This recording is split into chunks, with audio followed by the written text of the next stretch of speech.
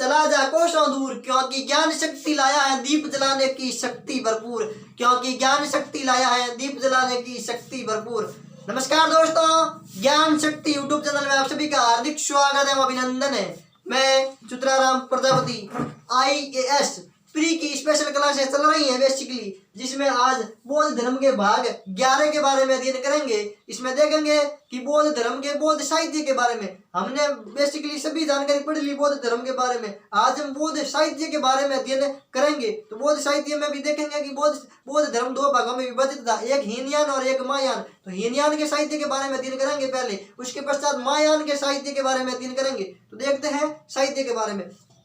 तो हीनयान के साहित्य के बारे में देखेंगे तो महात्मा बुद्ध के महापरिनिर्वाण के पश्चात बौद्ध संगीतियां आयोजित की गई, जिसमें त्रिपिटक के रूप में शुद्ध पिटक, विनय पिटक और अभिधम पिटक के रूप में ग्रंथों का संकलन किया गया, साहित्य का संकलन किया गया था। जिसमें पहली बौद्ध संगीति के समय शुद्ध पिटक और विनय पिटक का संकलन किया गया था, और तीसरी बौद्ध संगीति के समय अभिधम पिटक का संकलन किया गया था। उन तीन पिटकों के बारे में अध्ययन करेंगे कि पिटक का अर्थ क्या होता है, उसके बारे में क्या क्या है। तो शुद्ध पिटक के बारे में आज डेप्थ में जानकारी प्राप्त करेंगे। और बेसिकली क्वेश्चन भी आ सकता है कि शुद्ध पिटक, विनय पिटक और अभिधम पिटक तीन पिटक है, जिनमें से ये तीनों पिटक किस संप्रदाय से संबंधित है। तो आंसर क्या बताओगे, हीनयान संप्रदाय से संबंधित है, न कि महायान से। ठीक है ना। तो वेरी वेरी इंपॉर्टेंट है, बौद्ध धर्म की हीनयान संप्रदाय से संबंधित त्रिपिटक जिनका संकलन किया गया था, पहली बौद्ध संगीति और तीसरी बौद्ध संगीति में संकलन किया गया था। तो शुरू करते हैं बौद्ध धर्म के साहित्य के बारे में अध्ययन। तो ठीक है, बौद्ध साहित्य के बारे में, अरे बोलो किनके बारे में, बौद्ध साहित्य के बारे में अध्ययन करेंगे। बौद्ध धर्म का साहित्य, बौद्ध साहित्य के बारे में देखेंगे। देखो पहले तो देखते हैं हीनयान साहित्य। एक मिनट, बौद्ध धर्म में अभी हीनयान साहित्य के बारे में, हीनयान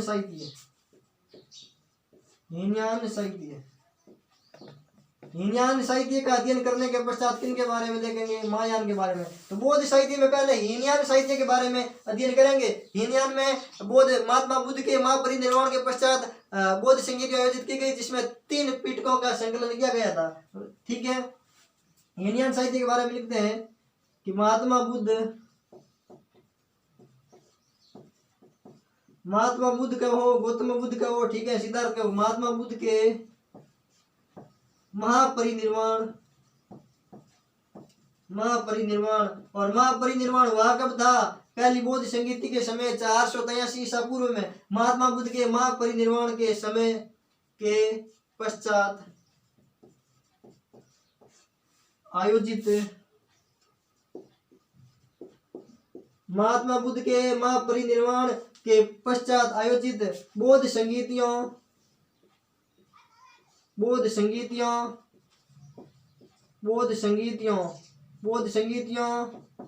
कितनी हुई थी, 4 बौद्ध संगीतियों में आयोजित त्रिपिटक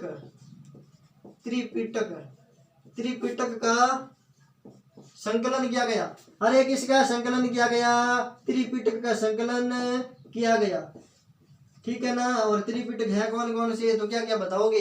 तो वापस सुनो, बौद्ध साहित्य के बारे में अध्ययन कर रहे हैं। बौद्ध साहित्य में बेसिकली हीनयान साहित्य के बारे में अध्ययन करेंगे। हीनयान साहित्य में बता देना, महात्मा बुद्ध के महापरिनिर्वाण के पश्चात आयोजित बौद्ध संगीतियों में आयोजित त्रिपिटक का संकलन किया गया था। महात्मा बुद्ध के महापरिनिर्वाण कब हुआ था, 483 ईसा पूर्व में हुआ था। ठीक है, विशेष रूप से ध्यान रख लो क्या ना। उसके पश्चात 4 बौद्ध संगीतियों का आयोजन किया गया था, जिसमें त्रिपिटक में शुद्ध पिटक, विनय पिटक और अभिधम पिटक का संकलन किया गया था। तो एक बार स्क्रीनशॉट ले लो। उसके पश्चात देखेंगे कि त्रिपिटक कौन कौन से थे और कौन से पिटक में कौन सा संकलन किया गया था। स्क्रीनशॉट ले लिया ना। अब देखेंगे कि हीनयान साहित्य में त्रिपिटक में चतुर्थ बौद्ध संगीतियों के बारे में थोड़ा सा देख लेते हैं। हालांकि हमने पहले पढ़ाया था चतुर्थ बौद्ध संगीतियों के बारे में, लेकिन थोड़ा सा इंट्रोडक्शन दे देते हैं। ठीक है,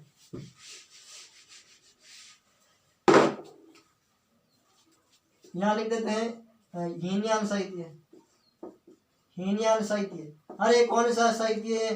हीनयान साहित्य है। हीनयान बोध चतुर्थ बोध संगीति के समय विभाजित हुआ था। ठीक है, तो चार बोध संगीतियों देख लेते हैं। चार बोध संगीतियों, ठीक है, चार बोध संगीतियों, चार बोध संगीतियों का आयोजन किस बोध संगीति में कौन सा पिटक संकलित किया गया था? चार बोध संगीतियां देखते हैं। ठीक है, प्रथम, दूसरी, तीसरी और चौथी। ठीक है, ये चार बोध संगीतियां थी। पहली बोध संगीति का आयोजन हुआ था कहाँ पर? राजगृह, राजगृह की सप्तपर्णी गुफा में पहली बोध संगीति का आयोजन हुआ था। कब? 483 ईसा पूर्व। 483 ईसा पूर्व में पहली बौद्ध संगीति राजगृह की सप्तपर्णी गुफा में आयोजित हुई थी। दूसरी बौद्ध संगीति हुई थी कहाँ पर? वैशाली, वैशाली, वैशाली के बालूका राम विहार में आयोजित हुई थी।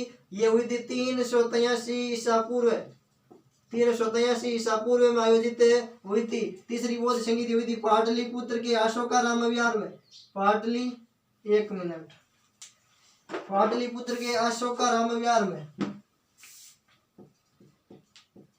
पाटलिपुत्र, पाटलिपुत्र में हुई थी 247 ईसा पूर्व। 247 ईसा पूर्व में तीसरी बौद्ध संगीति का आयोजन हुआ था। और चतुर्थ बौद्ध संगीति कश्मीर के कुंडलवन में आयोजित हुई थी। कश्मीर में कहाँ आयोजित हुई थी? कश्मीर में, कश्मीर में, कश्मीर में हुई थी कब? 102 ईसा पूर्व, 102 ईसा पूर्व में चतुर्थ बौद्ध संगीति आयोजित हुई थी। तो बौद्ध संगीत हीनयान साहित्य का भाग है चतुर्थ बौद्ध संगीति में। ठीक है, हीनयान साहित्य में, एक मिनट, हीनयान साहित्य का भाग नहीं है, ये त्रिपिटक है ना, वो हीनयान साहित्य का भाग है। तो चतुर्थ बौद्ध संगीतियां आयोजित कब हुई? राजगृह में 483 ईसा पूर्व में पहली बौद्ध संगीति, दूसरी वैशाली में 383 ईसा पूर्व में, तीसरी पाटलिपुत्र 247 ईसा पूर्व में और चौथी कश्मीर में 102 ईसा पूर्व में। तो पहली बौद्ध संगीति, पहली बौद्ध संगीति विशेष रूप से ध्यान रखना, पहली बौद्ध संगीति में शुद्ध पिटक या विनय पिटक का संकलन किया गया। शुद्ध पिटक, शुद्ध पिटक, विनय पिटक, विनय पिटक, इन दो पिटकों का संकलन तो किया गया था कब? पहली बौद्ध संगीति में। किस बौद्ध संगीति में? पहली बौद्ध संगीति में। और तीसरी बौद्ध संगीति में किया गया था अभिधम पिटक का संकलन। अभिधम, अभिधम पिटक, अभिधम पिटक, अभिधम पिटक में संकलन किया गया था। और विशेष रूप से ध्यान रखना, तीसरी बौद्ध संगीति और तीसरा भी पिटक है। तो पहली बौद्ध संगीति में राजगृह में आयोजित हुई थी 483 में। उस समय शुद्ध पिटक और विनय पिटक का संकलन किया गया था। शुद्ध पिटक आनंद से संबंधित और विनय पिटक उपालि से संबंधित था। ठीक है, और तीसरी बौद्ध संगीति के समय तीसरा पिटक जोड़ा गया, संकलन किया गया था अभिधम पिटक का। तो ये पिटक पूछ ले कि त्रिपिटक किस संप्रदाय से संबंधित, तो आंसर बता देना, हीनयान संप्रदाय से। और इनका संकलन किस बौद्ध संगीति के समय हुआ? तो पहला शुद्ध पिटक और विनय पिटक का संकलन तो पहली बौद्ध संगीति में, और तीसरी बौद्ध संगीति के समय तीसरा पिटक का संकलन हुआ था अभिधम पिटक का। स्क्रीनशॉट ले लो एक बार। ठीक है, ले लिया ना? देखो ये हो गया पहला पिटक, दूसरा और ये तीसरा। ठीक है, हाँ ले लिया स्क्रीनशॉट। अब देखते हैं हीनयान साहित्य में त्रिपिटक के बारे में। अरे बोलो किन के बारे में? त्रिपिटक के बारे में अध्ययन करेंगे। त्रिपिटक, हीनयान साहित्य में त्रिपिटक के बारे में। त्रिपिटक, त्रिपिटक, ठीक है, विशेष रूप से ध्यान रखना। त्रि का मतलब क्या होता है? तीन, और पिटक का मतलब क्या होता है? टोकरी। अरे बोलो किसका मतलब टोकरी होता है? पिटक का मतलब टोकरी और त्रि का मतलब तीन। तो ठीक है ना, त्रि कौन कौन से? तो बता देना, शुद्ध पिटक, विनय पिटक और अभिधम पिटक। शुद्ध पिटक, शुद्ध पिटक, विनय पिटक, विनय पिटक और अभिधम पिटक। अभिधम, अभिधम पिटक। ठीक है ना, विशेष रूप से ध्यान रख लोगे ना। शुद्ध पिटक, विनय पिटक, अभिधम पिटक, हीनयान साहित्य के भाग। त्रिपिटक पूछे, त्रि का मतलब तीन और पिटक का मतलब टोकरी। और तीन कौन कौन से पिटक तो बता देना, शुद्ध पिटक, विनय पिटक और अभिधम पिटक। शुद्ध पिटक था आनंद से संबंधित, आनंद ने संकलित किया था, आनंद ने, और इसका संकलन किया था उपाली ने, जो क्या थे, शिष्य थे किनके, गौतम बुद्ध के शिष्य आनंद और उपाली ने शुद्ध पिटक और विनय पिटक का संकलन किया था। स्क्रीनशॉट ले लो, ले लिया ना। किसी भी प्रकार का डाउट नहीं रखना है, ठीक है। अब देखते हैं एक एक पिटक के बारे में डेप्थ में जानकारी प्राप्त करते हैं। आज शुद्ध पिटक के बारे में किसी भी प्रकार का, चाहे निम्न स्तर से लगाकर उच्च स्तर तक के किसी भी प्रकार के कॉम्पिटेटिव एग्जाम में प्रश्न पूछा जाता है, तो इस वीडियो में शुद्ध पिटक से संबंधित कोई भी प्रश्न गलत नहीं होगा। तो पहला पिटक लेते हैं, शुद्ध पिटक, शुद्ध पिटक, शुद्ध पिटक। अरे बोलो कौन सा पिटक, बोलो शुद्ध पिटक। शुद्ध पिटक में पहला देखते हैं, अर्थ देखते हैं, शुद्ध का मतलब क्या होता है और पिटक का मतलब क्या होता है। शुद्ध का मतलब होता है धर्म उपदेश, शुद्ध का मतलब क्या होता है और पिटक का मतलब क्या होता है। पिटक का मतलब टोकरी और शुद्ध का मतलब धर्म उपदेश, धर्म उपदेश, धर्म से संबंधित उपदेश, और पिटक का मतलब टोकरी, टोकरी। वह साहित्यिक ग्रंथ जिसमें धर्म से संबंधित, धर्म के विचारों से संबंधित उपदेश संकलित हो, जिसमें जिस टोकरी में, मान लो ये कोई टोकरी है, टोकरी के टाइप का इस प्रकार, ठीक है, ये टोकरी, इसमें धर्म से संबंधित उपचार, उपदेश, विचार, उनका संकलन किया जाता है, ठीक है, टोकरी हो गई ये। और इसमें शुद्ध का मतलब होता है धर्म उपदेश, धर्म से संबंधित, बौद्ध धर्म से संबंधित विचारों, महात्मा बुद्ध के विचारों, उनके उपदेशों का संकलन किया गया है किसमें, शुद्ध पिटक में। तो विशेष रूप से ध्यान रख लोगे ना, स्क्रीनशॉट ले लो।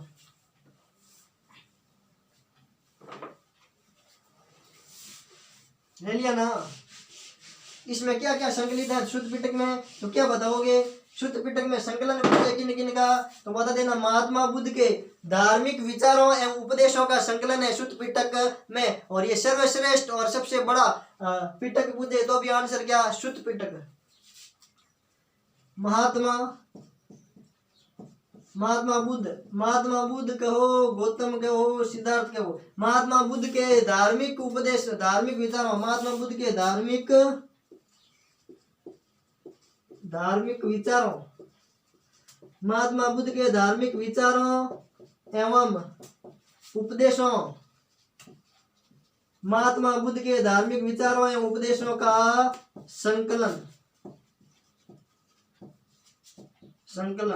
महात्मा बुद्ध के धार्मिक उपदेशों एवं विचारों का संकलन किस पिटक में, तो आंसर बता देना शुद्ध पिटक में महात्मा बुद्ध के धार्मिक विचारों एवं उपदेशों का संकलन। और ये बेसिकली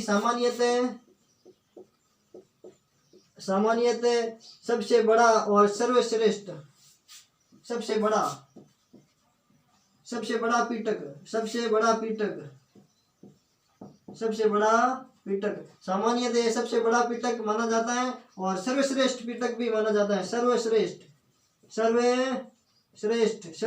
पिटक, ठीक है ना। विशेष रूप से ध्यान रखना। शुद्ध पिटक के बारे में आपसे क्या जानकारी पूछेंगे उसके बारे में बता देना। महात्मा बुद्ध के धार्मिक विचारों एवं उपदेशों का संकलन शुद्ध पिटक में सामान्यतः सर्वश्रेष्ठ और सबसे बड़ा पिटक पूछे तो आंसर क्या बताओगे, शुद्ध पिटक सबसे बड़ा और सर्वश्रेष्ठ पिटक है। और शुद्ध का मतलब पूछे तो बता देना धर्म उपदेश, शाब्दिक अर्थ पूछे कि भाई शुद्ध का मतलब क्या होता है तो धर्म उपदेश होता है, और पिटक का शाब्दिक अर्थ पूछे तो बता देना टोकरी, ठीक है। इस टोकरी में महात्मा बुद्ध के धार्मिक उपदेशों और विचारों का संकलन किया गया है किसमें, शुद्ध पिटक में। स्क्रीनशॉट ले लो। अब देखते हैं इसका विभाजन। शुद्ध पिटक को भी 5 निकायों में विभाजित किया गया है किसमें, 5 निकायों में। शुद्ध पिटक को भी 5 निकायों में विभाजित किया गया है। विभाजन,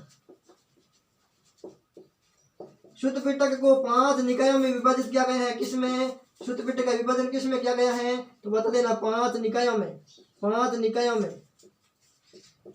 निकायों में विभाजन किया गया है किसका, शुद्ध पिटक का। और 5 निकाय पूछे कि कौन कौन से 5 निकाय हैं तो आंसर क्या बताओगे रे, दिग्ग निकाय है, मध्यम निकाय है, संयुक्त निकाय है, अंगुत्तर निकाय है और खुद्दक निकाय है। ये 5 निकायों में शुद्ध पिटक को विभाजित किया गया है तो बता देना दिग्ग निकाय।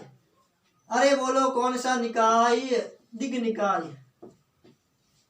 दिक निकाय, मध्यम निकाय,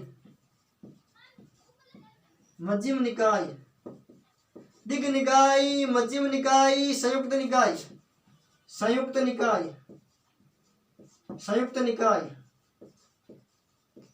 संयुक्त निकाय, अंगुत्तर निकाय, अंगुत्तर निकाय। और ये निकाय थोड़ा सा इंपॉर्टेंट है, ठीक है, थोड़ा सा नहीं बहुत। और एक है खुदक निकाय। कौन सा निकाय? खुदक निकाय, खुदक निकाय। तो ये 5 निकायों में विभाजित है। कौन सा पिटक है? बोलो, शुद्ध पिटक। शुद्ध पिटक के बारे में आपसे किसी भी प्रकार की जानकारी पूछे तो बता देना क्या इसका शाब्दिक अर्थ होता है धर्मोपदेश की टोकरी। और इस ये बेसिकली महात्मा बुद्ध के धर्मोपदेश, धार्मिक विचारों एवं उपदेशों का संकलन करता है। ये सर्वश्रेष्ठ और सबसे बड़ा पिटक है सामान्यतः। और इसको 5 भागों में, 5 निकायों में विभाजित किया गया है। किनको? शुद्ध पिटक को। और निकाय पूछे कि कौन कौन से 5 निकाय है तो बता देना दिग निकाय, मध्यम निकाय, संयुक्त निकाय, अंगुत्तर निकाय और खुदक निकाय। इन 5 निकायों में विभाजित है कौन तो बता देना कौन है? शुद्ध पिटक। शुद्ध पिटक 5 निकायों में विभाजित है। स्क्रीनशॉट ले लो। अब एक के बारे में अध्ययन करता है। दिग निकाय के बारे में क्या जानकारी मिलती है, मध्यम निकाय के बारे में क्या जानकारी मिलती है, संयुक्त निकाय के बारे में क्या जानकारी मिलती है, अंगुत्तर निकाय के बारे में क्या जानकारी मिलती है और खुदक निकाय के बारे में क्या जानकारी मिलती है। स्क्रीनशॉट ले लो। ले लिया ना? अब देखते हैं कि किस निकाय के बारे में। बोलो, खुदक निकाय के बारे में।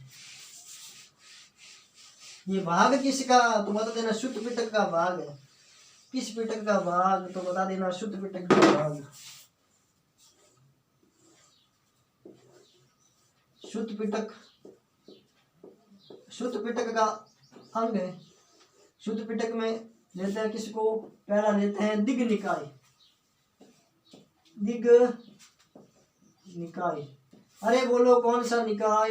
दिग निकाय। ये दिग निकाय विशेष रूप से ध्यान रखना, ये निकाय अन्य धर्मों के सिद्धांतों का खंडन करता है और बौद्ध धर्म के सिद्धांतों का समर्थन करता है। इसके बारे में क्या जानकारी ध्यान रखनी है दिग निकाय के बारे में तो बता देना अन्य धर्मों के सभी नियमों का, सिद्धांतों का खंडन करने वाला निकाय कौन सा तो आंसर बता देना क्या?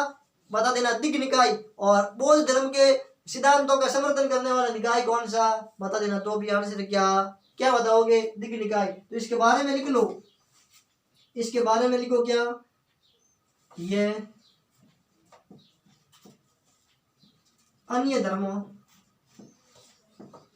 धर्मों के सिद्धांतों का खंडन, अन्य धर्मों के सिद्धांतों, अन्य धर्मों के सिद्धांतों नियमों का तो करता है खंडन। अन्य धर्मों के सिद्धांतों का, अन्य धर्मों के सिद्धांतों का खंडन मतलब अन्य धर्मों के सिद्धांतों के नियमों को नहीं मानता है। अन्य धर्मों के सिद्धांतों का खंडन व बौद्ध धर्म के सिद्धांतों का समर्थन, बौद्ध धर्म के सिद्धांतों का समर्थन, बौद्ध धर्म के सिद्धांतों का समर्थन, बौद्ध धर्म के सिद्धांतों का समर्थन। अरे बोलो, किसका समर्थन है तो आंसर क्या बताओगे? बौद्ध धर्म के सिद्धांतों का तो समर्थन। और अन्य धर्मों के सिद्धांतों का खंडन कौन सा निकाय करता है तो बता देना दिग निकाय। और इसमें उल्लेख किसका मिलता है? महात्मा बुद्ध के अंतिम समय के उपदेशों का वर्णन मिलता है। और महात्मा बुद्ध की मृत्यु अर्थात अंत्येष्टि का विवरण भी किसमें मिलता है तो बता देना दिग निकाय में किसका वर्णन मिलता है? ये बेसिकली बौद्ध धर्म के सिद्धांतों का तो करता है समर्थन और अन्य धर्मों के सिद्धांतों का खंडन। और महात्मा बुद्ध के अंतिम समय के जीवन के अंतिम समय के उपदेशों का वर्णन मिलता है दिग निकाय में। बेसिकली ध्यान रखना विशेष रूप से, ठीक है। स्क्रीनशॉट ले लो एक बार। ले लिया ना? ठीक है ना? दिग निकाय के बारे में क्या जानकारी ध्यान रखनी है? महात्मा बुद्ध के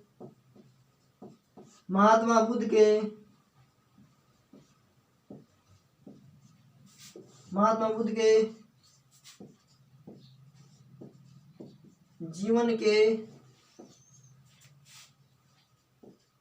अंतिम समय के उपदेश, अंतिम समय, महात्मा बुद्ध के जीवन के अंतिम समय के उपदेशों का संकलन कहाँ मिलेगा?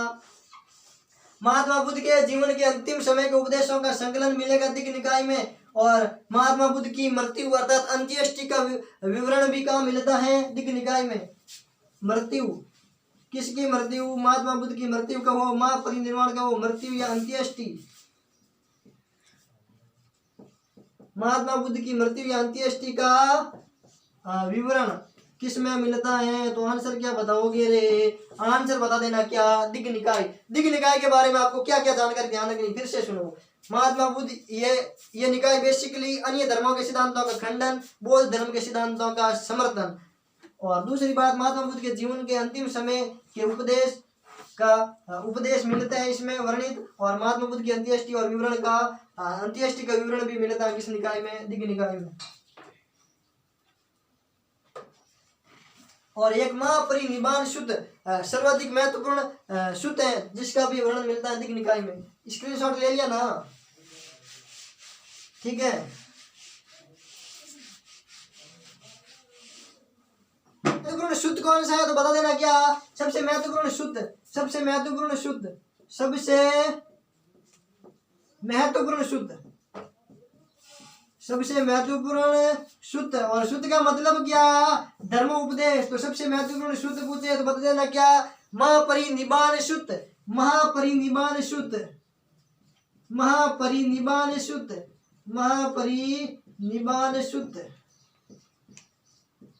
ये महत्वपूर्ण ये महत्वपूर्ण शुद्ध है जो दीघ निकाय से संबंधित है। किससे संबंधित है? दीघ निकाय में सबसे महत्वपूर्ण शुद्ध पूछे तो बता देना महापरिनिर्वाण शुद्ध। और शुद्ध का मतलब पूछे तो धर्मोपदेश। और पिटक का मतलब क्या? तो क्या बताओगे रे? क्या बताओगे? टोकरी। ठीक है, स्क्रीनशॉट ले लो। दीघ निकाय के बारे में आपको इतनी सी जानकारी ध्यान रखनी, फिर से रिवाइज करो। दीघ निकाय के बारे में यह जानकारी ध्यान रखनी है, अन्य धर्मों के सिद्धांतों का खंडन करता है और बौद्ध धर्म के सिद्धांतों का समर्थन करता है। और वो महात्मा बुद्ध के जीवन के अंतिम समय के उपदेशों का संकलन किसमें? तो दीघ निकाय में। और दीघ निकाय में महात्मा बुद्ध की मृत्यु या अंत्येष्टि का विवरण भी मिलता है किसमें? दीघ निकाय में। और दीघ निकाय में सबसे महत्वपूर्ण शुद्ध महापरिनिर्वाण शुद्ध का भी संकलन है और इसका उल्लेख मिलता है। स्क्रीनशॉट ले लो। अब देखते हैं दूसरा निकाय मध्यम निकाय के बारे में। स्क्रीनशॉट ले लिया ना? अरे बोलो, किसी भी प्रकार का डाउट नहीं रखेंगे ना? ठीक है रे, कोई डाउट नहीं रखना है। दूसरा निकाय है क्या? मध्यम निकाय। मध्यम निकाय, मध्यम निकाय।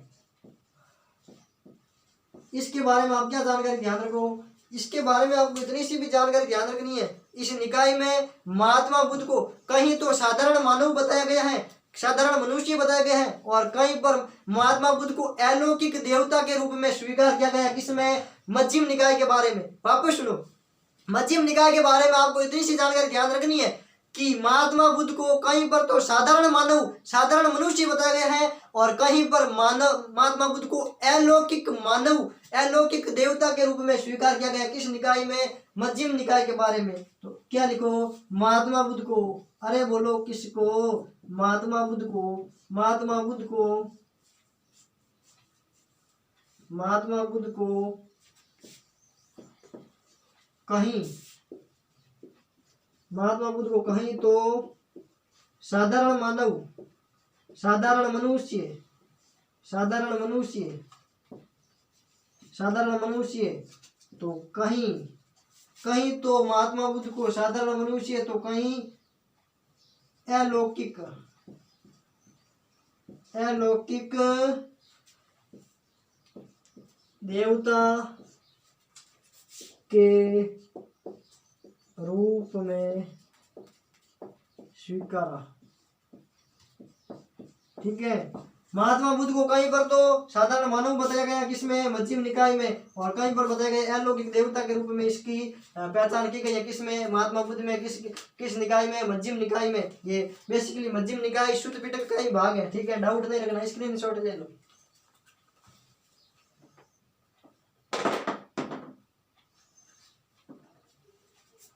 ठीक है, ले लिया ना?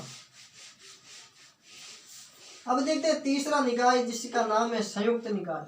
अरे बोलो क्या है तीसरा निकाय? तीसरा निकाय का नाम पूछे तो आंसर क्या बताओगे? संयुक्त निकाय। कैसा निकाय? संयुक्त निकाय। संयुक्त निकाय के बारे में अध्ययन करते हैं। ठीक है, संयुक्त निकाय के बारे में अध्ययन करते हैं।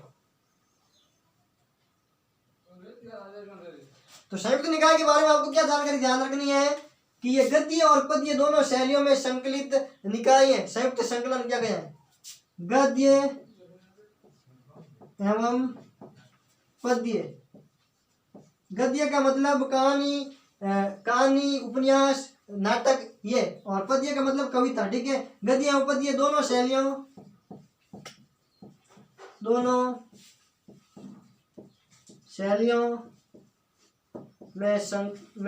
गद्य एवं पद्य दोनों शैलियों में संयुक्त संकलन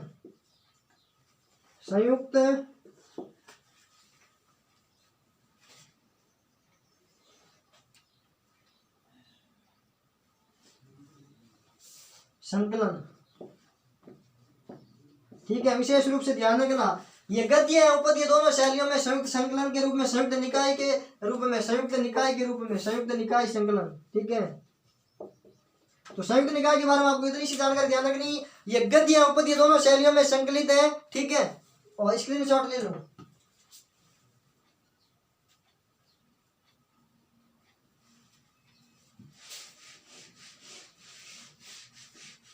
अगला देखते हैं चतुर्थ निकाय। ये बेसिकली वेरी वेरी इंपॉर्टेंट है, इंपॉर्टेंट नहीं, वेरी वेरी इंपॉर्टेंट है। चौथा निकाय का नाम पूछे कि चौथा निकाय क्या है, तो आंसर क्या बताओगे? अंगुत्तर निकाय। अरे बोलो कौन सा निकाय? अंगुत्तर निकाय। अंगुत्तर निकाय जिसमें 16 महाजनपदों का उल्लेख है। इस निकाय में 16 महाजनपदों का उल्लेख है। 16 महाजनपदों का उल्लेख,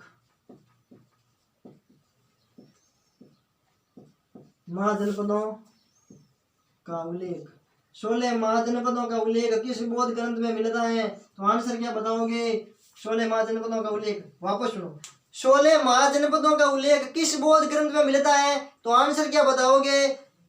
बौद्ध धर्म के हीनयान साहित्य में शुद्ध पिटक का एक अंगुत्तर निकाय में बौद्ध धर्म के साहित्य के रूप में 16 महाजनपदों का उल्लेख मिलता है। तो विशेष रूप से अगर विकल्प में हीनयान साहित्य हो तो आंसर बताना हीनयान साहित्य, उसमें अगर विकल्प में शुद्ध पिटक हो तो बता देना शुद्ध पिटक, और इस प्रकार अंगुत्तर निकाय है तो अंगुत्तर निकाय बता देना। और ज्यादातर अंगुत्तर निकाय पूछा जाता है कि 16 महाजनपदों का उल्लेख किस बौद्ध ग्रंथ में मिलता है? तो आंसर बता देना अंगुत्तर निकाय में। ये शुद्ध पिटक के ही चौथा निकाय के रूप में है। ठीक है, विशेष रूप से ध्यान रखना।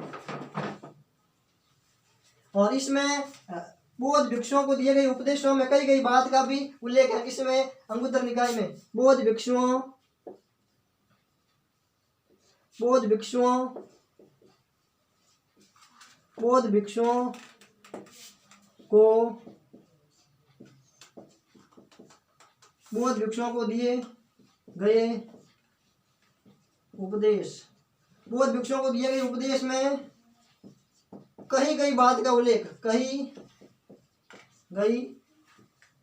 बात का उल्लेख,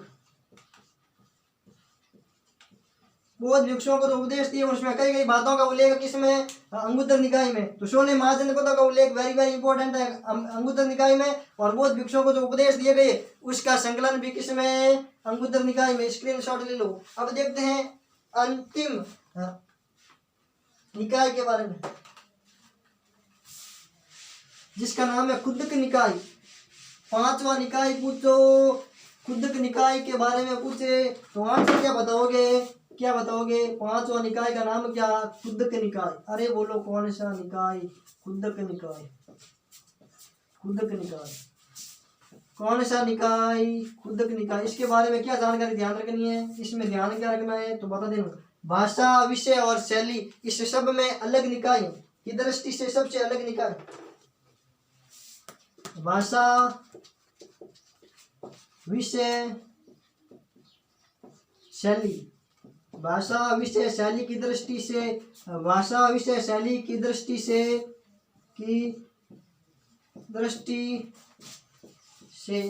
अलग निकाय।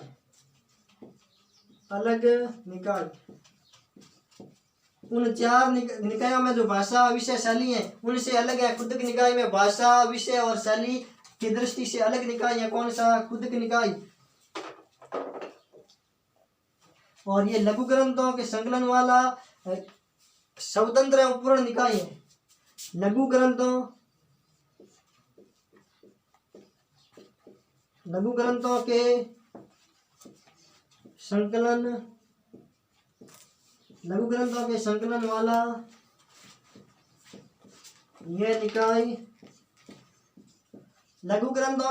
वाला यह निकाय स्वतंत्र एवं पूर्ण निकाय है।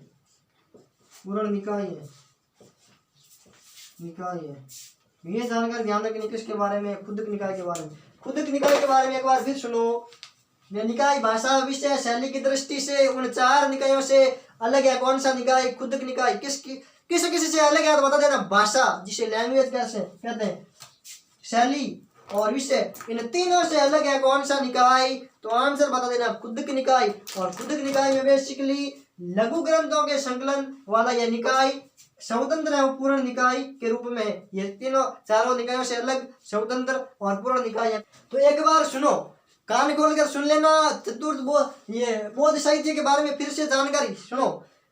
बौद्ध साहित्य में बेसिकली बौद्ध धर्म चतुर्थ बौद्ध संगीत के समय दो भागों में विभाजित हो गए, एक हीनयान और एक महायान। हीनयान साहित्य के बारे में अध्ययन कर रहे हैं। हीनयान साहित्य चार बौद्ध संगीतियों में उसमें त्रिपिटकों का संकलन किया गया था हीनयान साहित्य में। और हीनयान साहित्य में बेसिकली त्रिपिटकों का ही अध्ययन किया जाता है, जिसमें शुद्ध पिटक है, विनय पिटक है और अभिधम पिटक है। शुद्ध पिटक और विनय पिटक का तो बेसिकली संकलन किया गया था पहली बौद्ध संगीत के समय 483 ईसा पूर्व के समय। और पहली बौद्ध संगीत का आयोजन हुआ था राजगृह की सप्तप्रणी गुफा में। ठीक है, विशेष रूप से ध्यान रखना। शुद्ध पिटक का संकलन किस बौद्ध संगीत के समय हुआ? तो पहली बौद्ध संगीत के समय।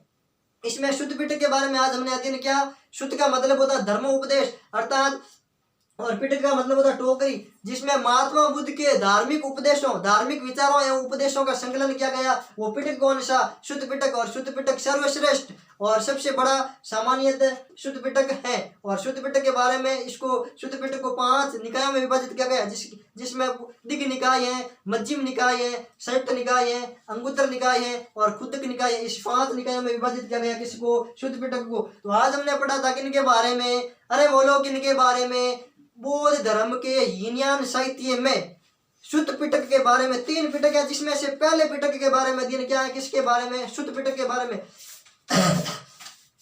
कल पढ़ेंगे हम विनय पिटक के बारे में, अभिधम पिटक के बारे में। और शुद्ध पिटक का संकलन किस बौद्ध संगीति में हुआ तो बता देना, पहली बौद्ध संगीति में। मिलते हैं नेक्स्ट वीडियो में, तब तक के लिए जय हिंद जय भारत। थैंक यू स्टूडेंट, जय हिंद।